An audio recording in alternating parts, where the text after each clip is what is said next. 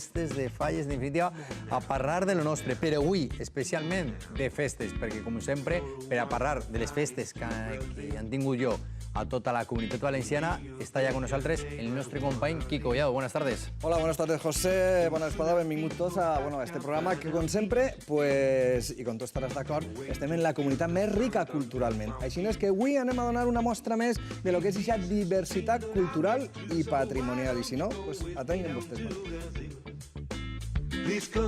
Un repàs per les festes que vertebren el nostre territori de la mà de Quique Collado. Parlem dels moros i cristians de Biar, a la província d'Alacant, de la festa del Xopa el Palomar, a la comarca valenciana de la Vall d'Albaida, i de les festes del municipi reberec de Sumacàrcer. Ens aturem per parlar dels orígens de la ràdio valenciana i no deixem de banda dos de les festes grosses, les fogueres d'Alacant amb l'exposició del ninot, el llibret i la veilla del foc, i la celebració, com no, del Corpus a diferents pobles de la comunitat valenciana. Suma't al nostre viatge festiu. Com veiem, anem a parlar de festes, anem a fer un resum de lo que ha tingut este mes en les festes a tota la comunitat valenciana i anem fins a la localitat de Biar.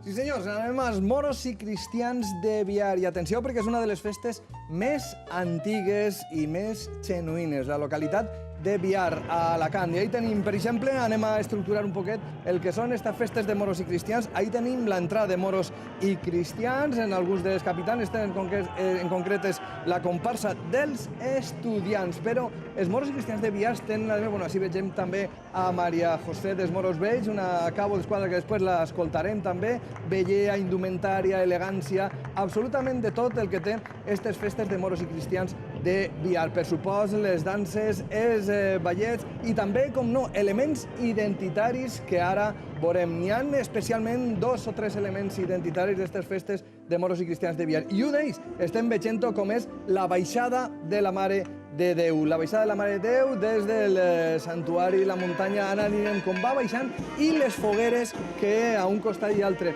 de la muntanya se van encenent per al pas d'esta Mare de Déu. La Mare de Déu de Gràcia, per cert, que és les festes de moros i cristians. Així vegem algunes fogueres, però ara veurem en els laterals de la muntanya també com existeixen més fogueres que, per supost, els veïns i els festers de la localitat de Biar. Ahí vegem, per exemple, la icona especial de l'Ave Maria. L'Ave Maria construïda en fogueres, ahí a la muntanya, mentre es baixa la Mare de Déu, i ara veurem també imatges espectaculars del castell, mentre està baixant la Mare de Déu. Ahí vegem el poble de Biar, el seu castell identitari, una icona absolutament fantàstica, i com diem, la baixada de la Mare de Déu en les fogueres, després per a col·locar-la en l'altar de l'església. Este és un dels elements identitaris, però ahí no acaba tot, perquè al l'endemà tenim el ball de ses Pies. És algo també absolutament fantàstic i és una espècie de pantomima, una dansa entre pantomima, folklore i tradició. Les medicions, algo que, que la llegenda diu que els moros medien, feren mesures per a intentar conquerir el castell ocupat per els cristians. Aleshores, també es vestien, es disfressaven. Així tenim la Mare de la Mahoma, també, que té un element fonamental, i aquest jarró que va ple de ratolins. Ratolins perquè després, en un moment donat, es trencarà, els ratolins eixiran, i la pesta en aquella època, que era molt important i que també s'utilitzava com a ferramenta contra l'enemic. En aquest cas, ahí vegem la embaixada, els cristians que estan ocupant el castell, els moros que arriben, i aquesta embaixada es trencarà el jarró i es produirà, en aquest cas, que conqueriran els moros el castell. Com estan ple de gotxos, ahí tenim la imatge de Mahoma, identitària també, molt típica de Biar, i el ball dels espies, en una música típica que els moros celebren davant la seva Mahoma, els gotxos per haver conquerit ixe castell. Absolutament fantàstic, com diem, senyes identitàries i un ball dels espies que li dona una personalitat i un carisma propi a les festes de Biar. Anem a escoltar als protagonistes.